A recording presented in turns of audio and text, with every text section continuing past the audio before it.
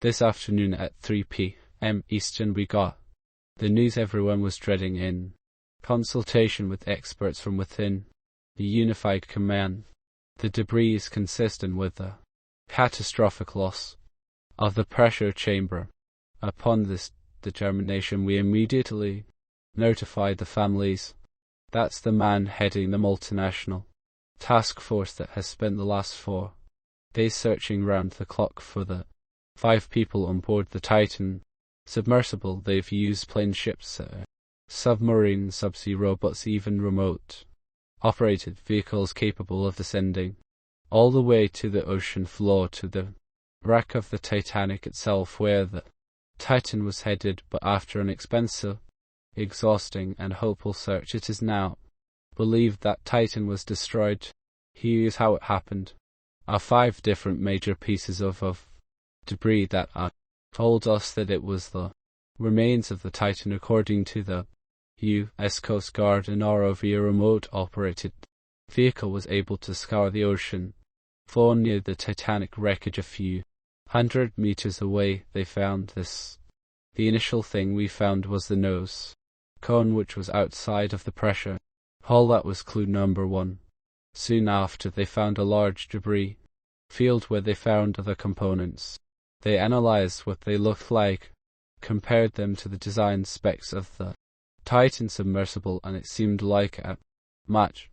Shortly thereafter, we found that a second smaller debris field within that debris field we found to the other end of the pressure hull, that the AFT and bellum, which was basically the comprised that the totality of that pressure vessel. Music. It was all consistent with the components used to build the Titan, but they also think the debris tells them something about how the Titan went down. Not a slow, steady leap, but rather a violent, sudden change in pressure. This is an incredibly unforgiving environment down there on the seafloor, and the debris is consistent with a catastrophic implosion of the vessel. Catastrophic implosion is what can happen when you are subjected to the incredible pressure of being so deep underwater. You know that the Titan wreckage is about 13,000 feet below sea level. When you're that far down, that force is acting on the hull of the ship, many thousands of pounds per square inch. You know, I've heard it compared having the equivalent of an Empire State Building crushing you from all sides. We've taken a regular styrofoam coffee cup, and that's then strapped to the outside of the submersible in a net bag. And when we eventually come up topside and recovered, the actual same coffee cup is basically that size. Foreign. The big question right now is how such a catastrophic implosion could have happened. You know, it was an experimental sub that was literally written on the death waiver passengers have to sign to be allowed on board, and a lot has been said about the cavalier attitude that the company's CEO had when it came to safety, innovation, and pushing the envelope with new materials never before used in a sub of this kind. But we also learned something from this afternoon's news conference that tells us about the timing of the implosion. You'll recall the Titan lost contact with its mothership on the surface partway through its descent.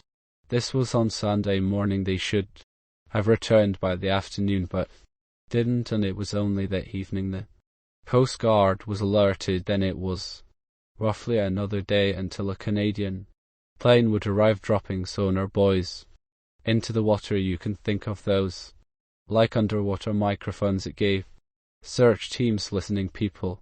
So here's the thing, there's this period between Sunday and Monday where nobody had any clue what was going on down there, and the suggestion seems to be from the Coast Guard that's when the implosion likely happened. To this hour was a catastrophic implosion of the vessel, which would have generated a significant broadband sound down there. That how the Sonoma Sport have picked up. They would have heard the implosion if it had happened while their sonar buoys were deployed, but they heard nothing. I mentioned this because it tells us something about what the crew's final moments might have been like. You see, the Great fear here was that death would have been slow and unbearable. Imagine you're trapped all alone in a 22-foot hunk of carbon fiber. It's cold because sunlight can't penetrate the water. There's limited food, limited water to drink, only a single porthole that you can't even look through without powering the ship's lights because it's pitch black on the other side and you're running out of oxygen.